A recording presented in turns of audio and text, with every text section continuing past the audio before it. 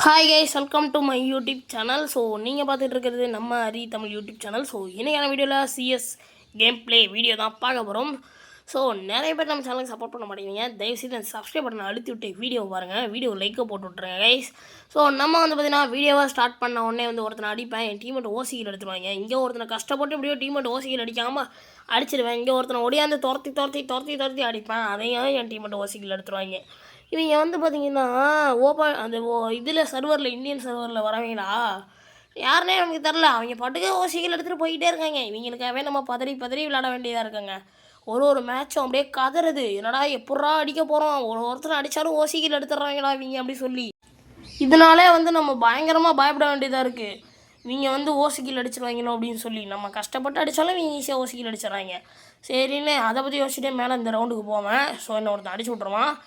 என் டீமெட்டு தான் வந்து ப்ளே பண்ணிகிட்டு இருப்பாங்க. ஸோ என் டீமெட்டு ஒருத்தர் வந்து பார்த்திங்கன்னா MP5 வச்சுருப்பாரு. அவரையுமே வந்துட்டு எனிமி வந்து அடிச்சிருவாங்க. அவர் அடித்த உடனே வந்து இன்னொருத்தர் இருப்பார். அவர் ஒருத்தர் தான் வந்து ஒத்தையாலாம் விளாண்டுட்ருப்பார். பட் இருந்தாலும் வந்து அவராலையுமே பெருசாக விளையாட முடியாது. கீழே குதிப்பார், அடிச்சிருவாங்க. அதனால் அந்த ரவுண்டு வந்து பார்த்திங்கன்னா தோற்றுருவோம். சரின்னு சொல்லிட்டு அடுத்த ரவுண்டுக்கு வந்துடுவோம். அடுத்த ரவுண்டில் வந்து பார்த்திங்கன்னா நான் வந்து MP5 எடுத்துக்கிட்டுருவேன். MP5 எடுத்துக்கிட்டு நான் வந்து ஓடலாம் அப்படின்னு சொல்லிட்டு ஸ்கேட் போர்டு எடுத்து ஸ்கேட் போர்டில் பறக்க ஆரம்பிச்சிருவேன். பறந்து வந்து சுற்றி மேலே ஏறி அது மேலே இது மேலெலாம் ஏறி போயிட்டுருப்பேன், எங்கடா இருக்காங்க எனிமி அப்படின்னு சொல்லி.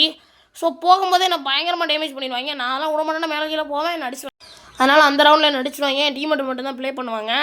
இப்போ அவங்க ஜெயிக்க போகிறாங்கன்னு உட்காந்துருப்பேன். கைஸ் கோச்சிக்காதீங்க, ஃபோனை திருப்பலாம் வேணாம், நீங்கள் அப்படியே வைங்க, கொஞ்ச நேரத்தில் சரியாயிடும். அது இல்லை, ரெக்கார்ட் பண்ணும்போது என்ன ஆயிடுச்சுன்னா ஒன்றும் இல்லை, ரெக்கார்ட் பண்ணும்போது அப்படியே வந்து ஃபோனை திரும்பிக்கிச்சு.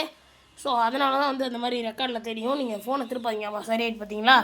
சரின்னு சொல்லிட்டு அடுத்த ரவுண்டுக்கு வந்து நான் MP40 எடுத்துகிட்டு கிளம்பிடுவேன். ஸோ நிறைய பேர் லைக் பண்ண பார்க்குறீங்க, லைக்கை போட்டு விட்டு பாருங்கள். சரின்னு சொல்லிட்டு MP40 எடுத்துகிட்டு ஸ்கேட் போர்டு எடுத்து சுற்றி சோரெல்லாம் தாண்டி குச்சி இந்த வீட்டுக்கிட்ட வந்துடுவேன். ஏன்னா எனிமி இருக்கானான்னு பார்ப்போன்னு இந்த வீடியோ வரையும் வந்துட்டு பார்ப்பேன். இந்த வழியே ஒருத்தன் ஓடுவான், அவனை அடிக்க போகலான்னு பார்ப்பேன். அதுக்குள்ளே அவன் இங்கே நிற்பான். டக்குனு MP40 வச்சு ஹெட் ரேஞ்ச் வச்சுட்டு ஹெட்லேயே அவனை அடிச்சுட்டு வந்து இங்கிட்ட ஓடுவேன். இங்கிட்ட எவனா இருக்கானா அப்படின்னு சொல்லி பார்ப்போம் அப்படின்னு சொல்லி ஓடனப்பா அங்கே எவனுமே இருக்க மாட்டான். சரின்னு சொல்லிட்டு இந்த வழியாக ஸ்கேட் போர்டு எடுத்து ஊச்சி 360 அடிச்சு இங்கே வந்து பார்ப்பேன். என் டீமெட் அடிச்சிடுவாங்க.